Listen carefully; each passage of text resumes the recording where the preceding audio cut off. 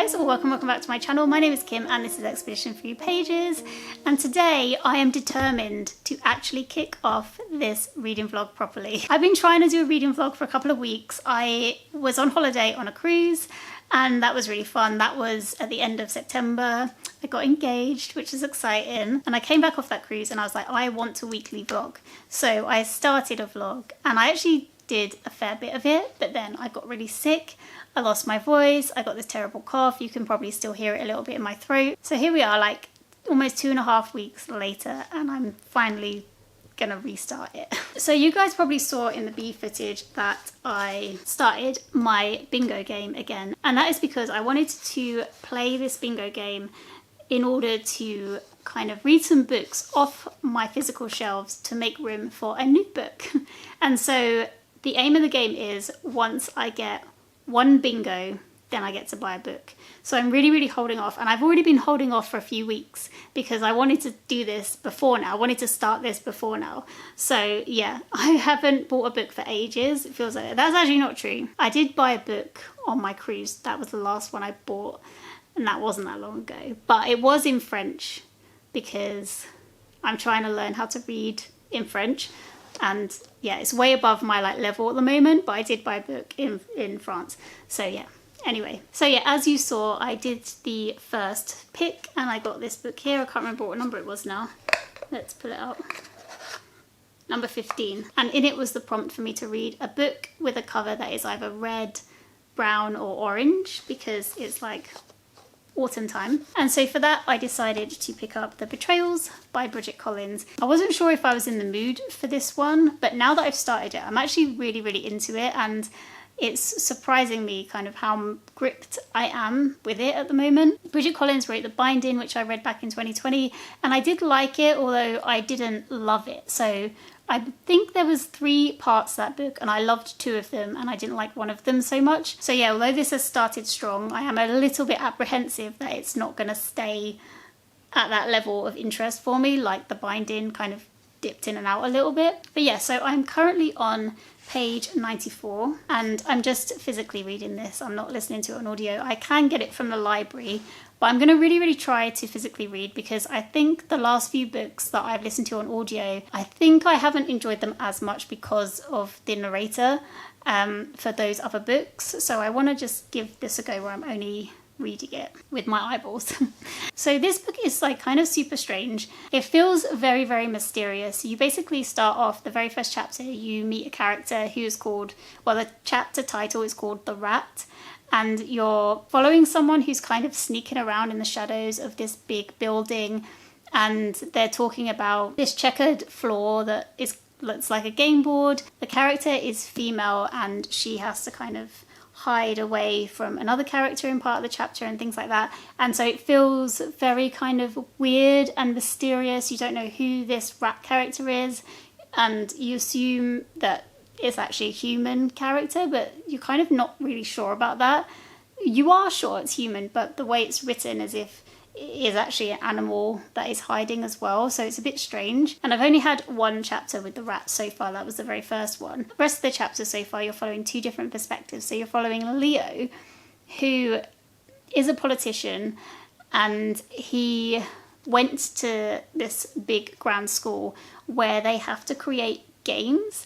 And it's so weird and interesting because Bridget Collins hasn't explained what these games are, so you can't really get a grasp of what she's talking about when it comes to the games. She just keeps saying elements of games that people make. So like in one of the games, people can use mathematics and music, and there's like riddles as well in there. Like Leo in one of the first chapters, he's got the tune of one of the games going around in his head, which is The Bridges of Konigsberg. I don't know if you pronounce it like that, but that is actually like a mathematical puzzle that's quite famous. So, but he's saying the tunes go around in his head, so it's almost like a musical thing. And yeah, the boys that go to the school, they have all their lessons in all their various subjects, but then they have to make their own games, and they train to become better and better games masters, I guess, and potentially have to play the games. I really have no idea what is going on, but so far I really like it, and I don't mind that I don't know what these games are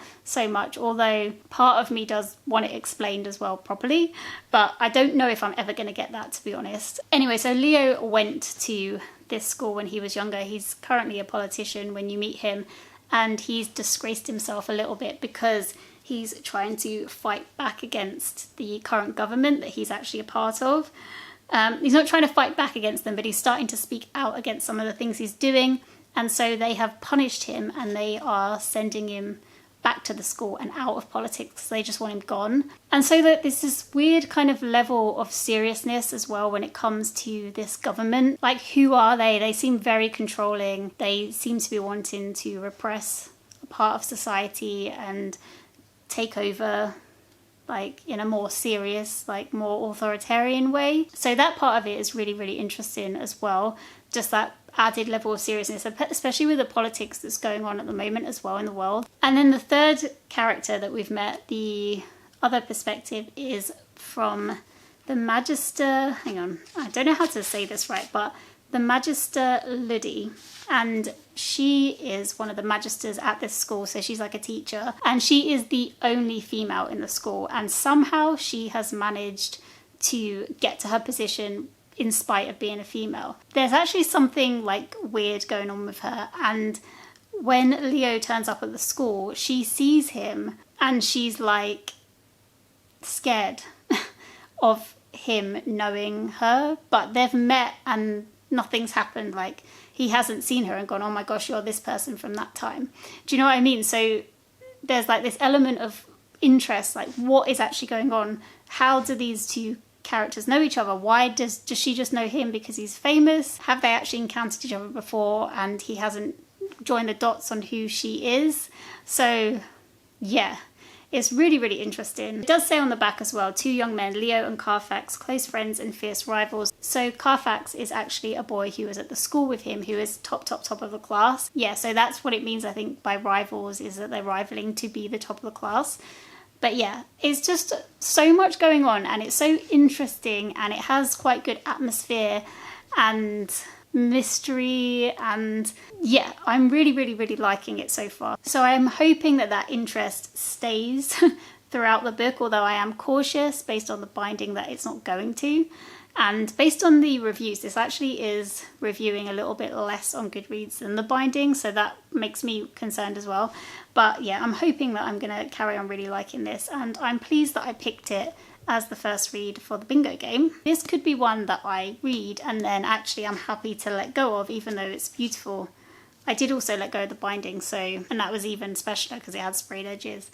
But yeah, so I feel like this is a good choice, because really and truly I do want to be picking books with the bingo game that I can then remove from the shelves to make room for a new book. And then just to let you know, I'm also listening to a book as well, because I do always like to have an audiobook on the go.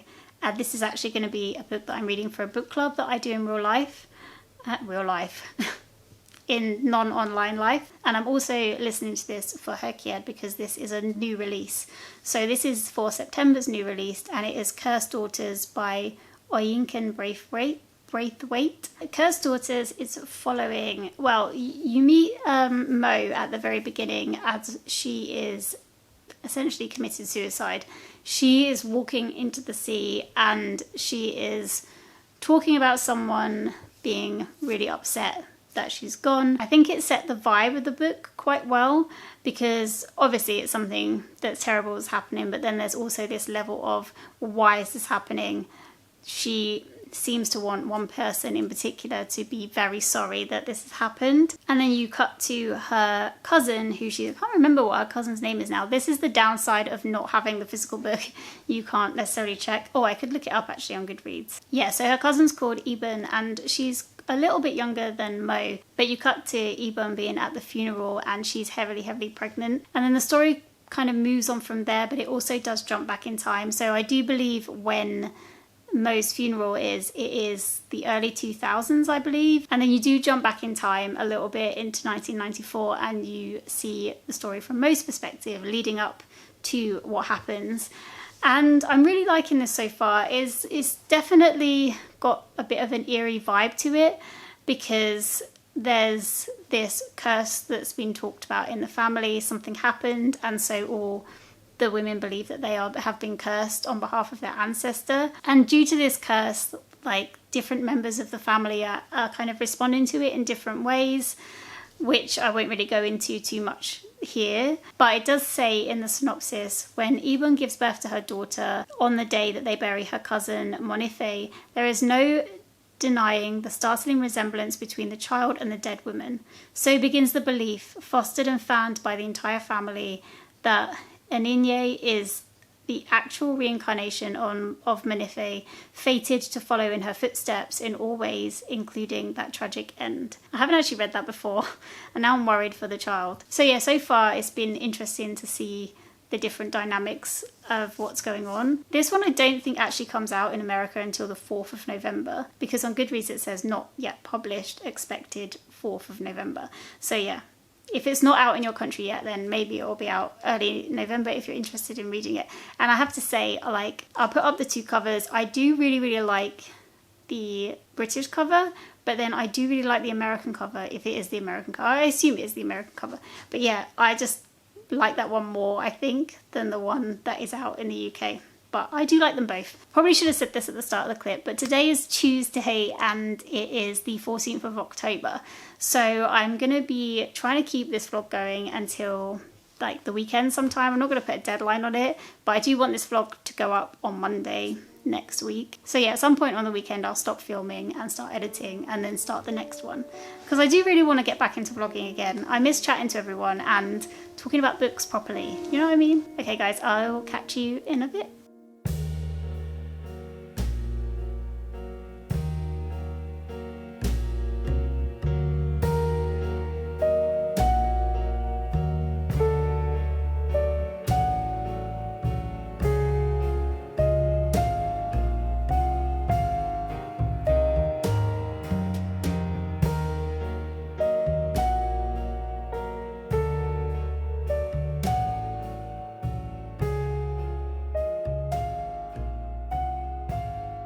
Hey guys, it's now the 21st of October, so it is Tuesday, one day after the day that I wanted to upload this. I definitely failed with keeping up with my vlogging throughout the week. However, I'm going to put this up anyway because I do want to get on a roll with it, so it's going to be a little bit flaky to start with.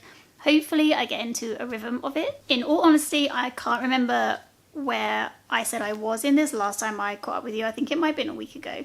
But I kind of fell off a little bit reading this during last week, and I've just kind of picked it back up again and read a couple of chapters. But I'm on page 144 now, and I am still liking it. I'm still intrigued. And so going into next week's vlog, I will be continuing to read the Betrayals. So yeah, not a great start for my bingo game, not gonna lie. I feel like by the time I get a bingo, it might be 2026. So we'll see how we go. Cursed Daughters I'm also still listening to, so I've only got 2 hours left and I'm really, really liking this one at the moment. I was liking it, but I wasn't loving it for a bit, and now the intrigue has like gone right up and I'm super, super intrigued about what's going on. And I'm really enjoying myself. So yeah, I will talk more about Cursed Daughters in next week's vlog as well, but I just wanted to give you the update that I haven't finished that either, but I am 2 hours from the end of that at my kind of listening speed. The reason that I haven't finished that is because I did start listening to another book. I started listening to The Pretender by Jo Harkin. Hang on, let me just double check. Might be Jo Harkin actually. Yeah, it's Harkin. The reason I started listening to this, even though I hadn't finished Cursed Daughters, was because I realised that my Spotify audio hours were going to reset and I hadn't listened to anything. So I really didn't get a chance to listen to much of this. I think I listened to maybe a couple of hours before it ticked over. But yeah, I really wanted to get at least a couple of hours in because it is a 15-hour or just shy of 15-hour audiobook, and the amount of hours you get for Spotify is 15 hours a month within like the premium package, and taking into account like skipping back in case you missed things, etc. Like I didn't want it to get to the point where like it ran out and I had half an hour left and my book club to go to. So because I'm reading it for part of a book club. Anyway, so yeah, I listened to a couple of hours of that and really enjoying that one as well. I will also talk about that in next week's vlog a bit more when I get back into listening to it again. So yeah, this hasn't been the most productive reading week, but I am still pretty fatigued from when I was unwell a couple of weeks ago. So I just think, yeah, I'm gonna just be easy on myself and not worry too much. So yeah, I'm gonna leave this vlog here with my tiny little updates that I did. One, I think, and I will start next week's vlog in a second. And yeah, I'd love to know how you guys are, because now I don't play the game every month, or we finish the game until the next one starts. I don't hear from anyone so much, so I'd love to know how you guys are. Are you doing your spooky reading for October? I know I'm not really doing spooky reading. This is like kind of dark academia, I guess. But yeah, I'd love to know if you guys are and what you're up to, what you're reading. So yeah, I hope everybody is doing well, and I will catch you in the next one. Take care, everyone. Bye.